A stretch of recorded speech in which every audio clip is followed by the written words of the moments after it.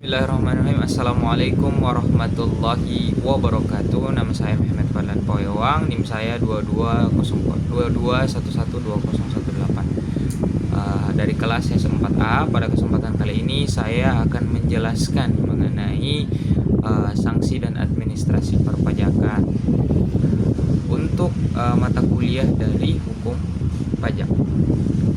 Nah, untuk pertama-tama kita bahas dulu terkait pengertian sanksi dari perpajakan itu sendiri. Menurut Cahyono, itu sanksi pajak adalah suatu tindakan yang diberikan kepada wajib pajak ataupun pejabat yang berhubungan dengan pajak yang melakukan pelanggaran baik sengaja maupun karena kealpaan. Sanksi perpajakan merupakan jaminan bahwa ketentuan peraturan perundang-undangan perpajakan akan dipatuhi. Dengan kata lain, sanksi perpajakan merupakan alat pencegah agar wajib pajak tidak melanggar norma perpajakan. Kemudian terdapat jenis-jenis sanksi perpajakan. Yang pertama adalah sanksi administrasi. Nah, di dalam sanksi administrasi ini ada beberapa bentuk dalam pemberian kepada wajib pajak dalam bentuk-bentuk sanksi. Yang pertama adalah denda. Sanksi denda adalah jenis sanksi yang paling banyak ditemukan dalam undang-undang perpajakan. Terkait besarannya, denda dapat ditetapkan sebesar jumlah tertentu atau suatu angka perkalian dalam jumlah tertentu. Sanksi denda biasanya diberikan jika wajib pajak tidak melakukan kesalahan. Apabila wajib pajak melakukan kesalahan tertentu seperti tidak menyampaikan surat pemberitahuan tahunan atau SPT tepat pada waktu. Kemudian yang kedua ada bunga. Sanksi administrasi berupa bunga dikenakan atas pelanggaran yang menyebabkan utang pajak menjadi lebih besar. Jumlah bunga dihitung berdasarkan persentase tertentu dari suatu jumlah, mulai dari saat bunga itu menjadi hak atau kewajiban sampai dengan saat diterima dibayarkan. Kemudian yang ketiga ada kenaikan. Jika melihat bentuknya bisa jadi sanksi administrasi merupakan kenaikan. Ada yang berupa kenaikan adalah sanksi yang paling ditakuti oleh wajib pajak. Hal ini karena bila dikenakan sanksi tersebut, jumlah pajak yang harus dibayar bisa menjadi berlipat ganda daripada sebelumnya.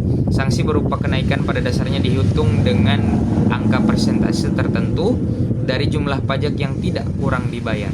Jika dilihat dari penyebabnya, sanksi kenaikan biasanya dikenakan karena wajib pajak tidak memberikan informasi yang dibutuhkan dalam menghitung jumlah pajak terutang. Kemudian selain daripada sanksi administrasi, ada juga yang kedua yaitu sanksi pidana. Nah, dalam sanksi pidana untuk khusus perpajakan itu ada beberapa hal. Yang pertama itu pidana penjara.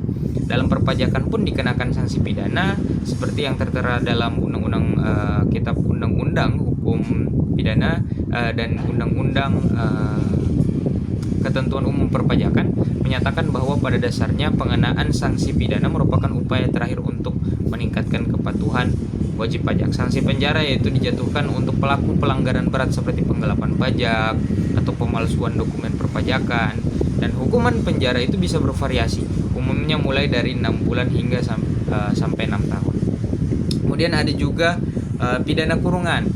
Pidana kurungan ini diberikan untuk pelanggaran administratif yang berat namun tidak sampai tahap penggelapan atau pemalsuan, dengan hukuman berupa kurungan sampai beberapa bulan saja. Kemudian ada sanksi denda pidana. Selain penjara, pelanggar juga dapat dikenakan denda pidana yang jumlahnya bisa sangat besar, misalnya sampai beberapa miliar rupiah tergantung dari beratnya pelanggaran.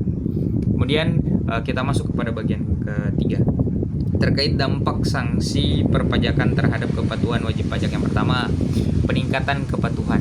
Yang kedua, peningkatan efek jera. Kemudian yang ketiga, persepsi keadilan, di mana penerapan sanksi yang adil dan konsisten dapat meningkatkan persepsi wajib pajak terhadap sistem perpajakan. Dan kemudian yang keempat, peningkatan penerimaan pajak. Yang kelima, mengurangi praktik penghindaran pajak daripada wajib pajak itu sendiri.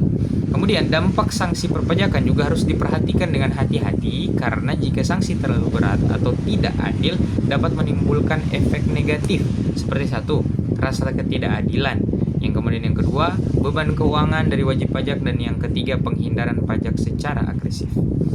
Kemudian kita masuk pada poin terakhir, yaitu dasar hukum daripada sanksi administrasi perpajakan. Yang pertama itu Undang-Undang Nomor 6 Tahun 1983 tentang Ketentuan Umum dan Tata Cara Perpajakan atau UU KUP sebagaimana telah diubah terakhir dengan Undang-Undang Nomor 16 Tahun 2009. Undang-Undang Ketentuan Umum dan Tata Cara Perpajakan mengatur tentang ketentuan umum perpajakan termasuk kewajiban dan hak wajib pajak serta sanksi administrasi dan pidana terkait pelanggaran perpajakan.